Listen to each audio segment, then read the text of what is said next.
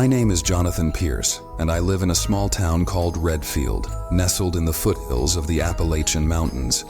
I was 35 when this incident happened to me. It was early autumn, and I was driving from Redfield to visit an old friend in the nearby town of Bramble Creek. The trip wasn't supposed to take more than 2 hours, but I never made it to Bramble Creek. Instead, I ended up in a place that, to this day, makes my skin crawl just thinking about it. A place I later came to know as the Silent Village.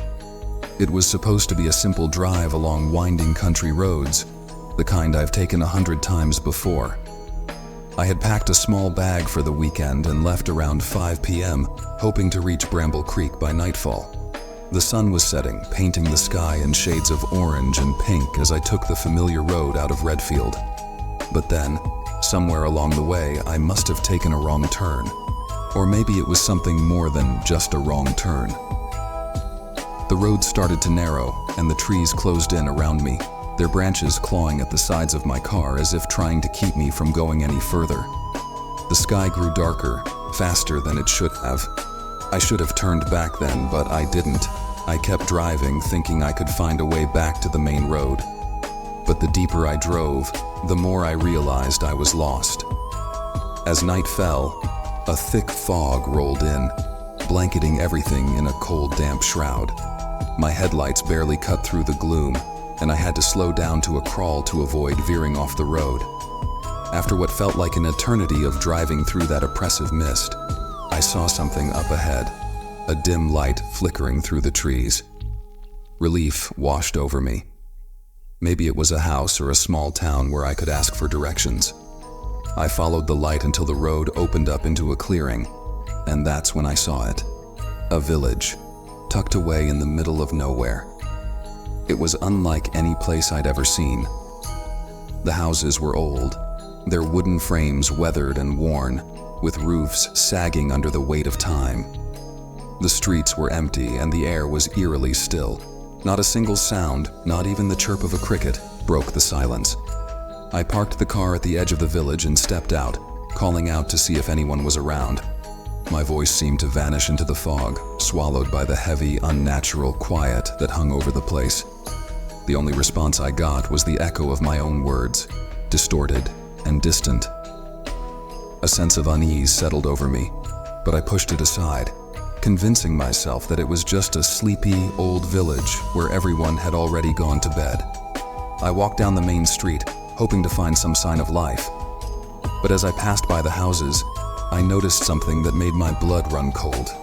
The doors were all slightly ajar, and the windows were dark, yet there were no signs of anyone inside. It was as if the village had been abandoned in a hurry, but there were no signs of chaos or struggle, just an unnerving emptiness. As I reached the village square, I noticed the light I had seen from the road. It was coming from an old church that stood at the center of the village. The building was in no better shape than the houses, its wooden doors hanging crookedly on rusted hinges. But the light coming from inside was steady, almost inviting. Against my better judgment, I decided to check it out. The inside of the church was as decrepit as the outside, with dusty pews and a stone altar that looked like it hadn't been touched in years. But there was something else. A single candle burning at the far end of the nave, casting long, flickering shadows on the walls. As I approached the candle, I felt a chill run down my spine, the kind that makes you feel like you're being watched. I stood there for a moment, just staring at the candle, trying to make sense of the situation. That's when I noticed something carved into the stone floor beneath the candle. A symbol, strange and unfamiliar, etched deep into the rock. I couldn't tell what it meant, but it filled me with an overwhelming sense of dread. Suddenly, the candle flickered and went out, plunging the church into darkness. I froze, my heart pounding in my chest as I listened for any sign of movement. The silence was suffocating, pressing in on me from all sides. I reached into my pocket for my phone, desperate for some light, but when I turned it on, the screen was dead. No signal, no battery, nothing. I stumbled back towards the entrance, my mind racing with thoughts of getting out of that cursed village as fast as possible. But when I pushed open the church doors, I was met with a sight that nearly made me collapse in fear. The village, which had been silent and empty just moments ago, was now filled with figures standing in the fog, their faces hidden in the shadows. They didn't move, didn't speak. They just stood there, watching me with eyes I couldn't see. Panic surged through me, and I bolted towards my car, not daring to look back. As I fumbled with the keys, I heard footsteps, slow, deliberate footsteps, approaching from behind. I could feel their presence, cold and malevolent, closing in on me. The car roared to life, and I slammed the accelerator, speeding out of the village as fast as I could. The fog was thicker than ever, but I didn't care. I just wanted to put as much distance between me and that place as possible. But no matter how fast I drove, I couldn't shake the feeling that something was following me, something that didn't belong in this world. Eventually, the fog began to thin, and I found myself back on the main road, the village nowhere in sight.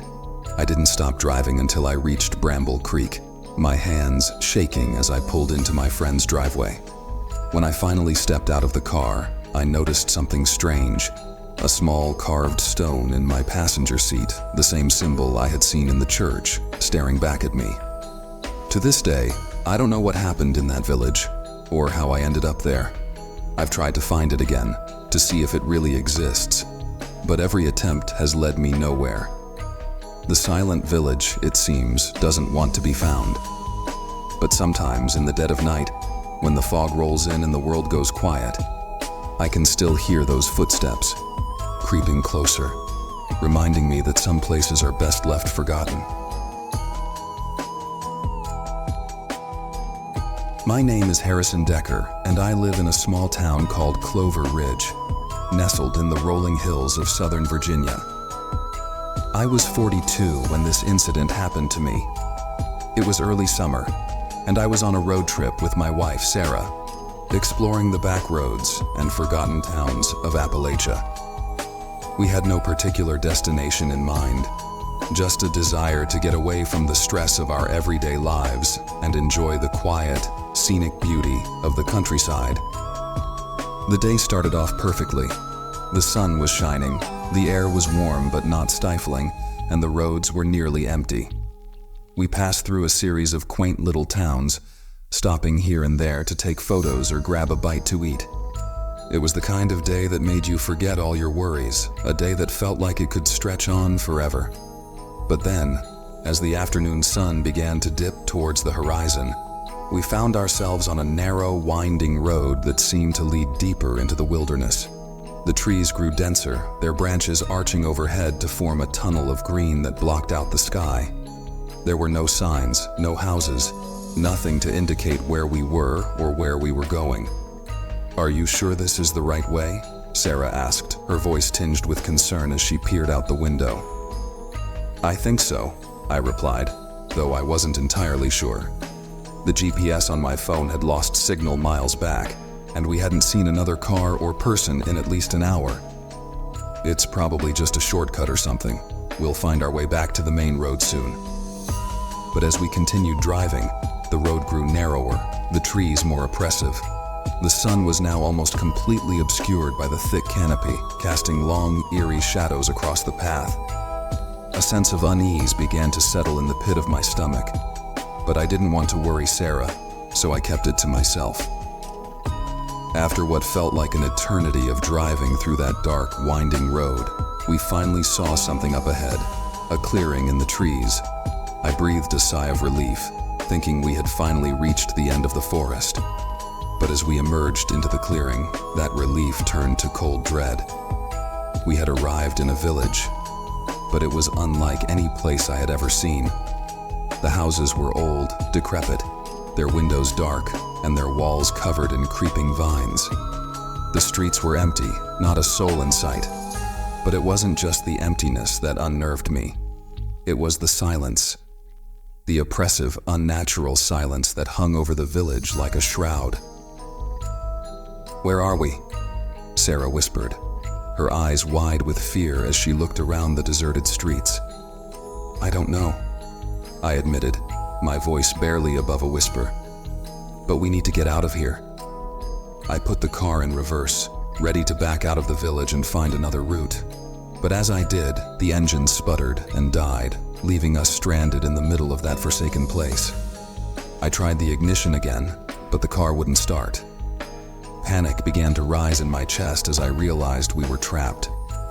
"We should look for help," Sarah suggested, though I could see the fear in her eyes.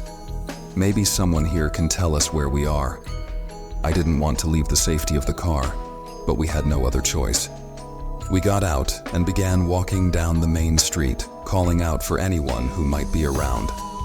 But the only response we received was the echo of our own voices, bouncing off the crumbling walls of the abandoned houses. As we walked, I couldn't shake the feeling that we were being watched. I kept glancing over my shoulder, expecting to see someone, or something, lurking in the shadows. But there was nothing, just the same eerie silence and the growing sense of dread. We came to a small square at the center of the village, where an old, weathered fountain stood, dry and cracked. Surrounding the square were more of the same dilapidated buildings, their windows like dark, empty eyes staring down at us. And then, out of the corner of my eye, I saw movement, a flicker of light in one of the houses. "There," I said, pointing to the house on the far side of the square. "Someone's there." We hurried across the square and up to the house, knocking on the door. It was an old wooden door, its paint peeling and its surface worn smooth by years of exposure to the elements. We knocked again, harder this time, and to our surprise, the door creaked open. "Hello?" I called out, stepping inside. "Is anyone here?" The inside of the house was just as old and decayed as the outside. Dust covered every surface and the air was thick with the smell of damp and rot. But there, in the center of the room, was a small table with a single candle burning on it, its flame flickering weakly in the still air. "We shouldn't be here," Sarah whispered, clutching my arm. "I know," I replied, my voice trembling, "but we need to find help." We moved further into the house, our footsteps echoing on the creaking floorboards. The house seemed empty, but the deeper we went, the more I felt like we were being watched. It was an unnerving sensation, like 1,000 unseen eyes were tracking our every move. And then we found it. A small room at the back of the house, the door slightly ajar. Inside, the walls were covered in strange symbols, carved deep into the wood. They were unlike anything I had ever seen, twisted and intricate, almost hypnotic in their design. In the center of the room, on the floor, was a large circular symbol, drawn in what looked like dried blood. "What the hell is this?" I muttered, backing away from the door. But before we could leave, the door slammed shut behind us, trapping us inside the room. We pounded on the door, shouting for help, but there was no response. Only that same, oppressive silence. Suddenly, the symbols on the walls began to glow, faint at first, then growing brighter and brighter until the entire room was bathed in an eerie, otherworldly light. The air grew thick, almost suffocating, and a low, guttural sound began to resonate from the floor beneath us. A sound that seemed to come from the very depths of the earth. The circle on the floor began to pulse, its lines glowing with an unnatural energy. And then, without warning, the floor gave way and we were plunged into darkness. We fell for what felt like an eternity, tumbling through the void, the air rushing past us in a deafening roar. And then, just as suddenly as it had begun, the fall ended, and we landed hard on a cold, stone floor. I groaned in pain, struggling to my feet. We were in a cavern, deep underground, the walls of which were lined with more of those strange symbols, glowing faintly in the dim light. The air was thick with the smell of decay, and I could hear the sound of something slithering in the darkness. "We need to get out of here," I said, helping Sarah to her feet. But as we looked around, we realized there was no way out, no door, no tunnel, nothing. We were trapped.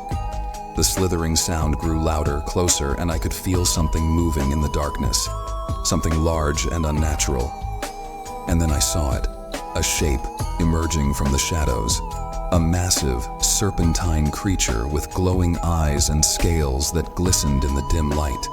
Its body was covered in those same twisted symbols, etched deep into its flesh. It reared up before us, its eyes fixed on us with a cold, malevolent intelligence. I could feel its presence in my mind, probing, searching, as if it was trying to pull something from the depths of my soul. And then it spoke. Not in words, but in thoughts, a voice that echoed in my mind, filling me with a terror unlike anything I had ever known. "You should not have come here," the voice said, cold and ancient. "This is a place of the forgotten, a place where the living do not belong. You will never leave." Panic surged through me, and I grabbed Sarah's hand, pulling her away from the creature. We ran through the cavern, desperate to find some way out, but the creature was always there, just behind us, its presence pressing down on us like a weight. Finally, we reached the far end of the cavern, where a small tunnel led upwards, a faint light visible in the distance.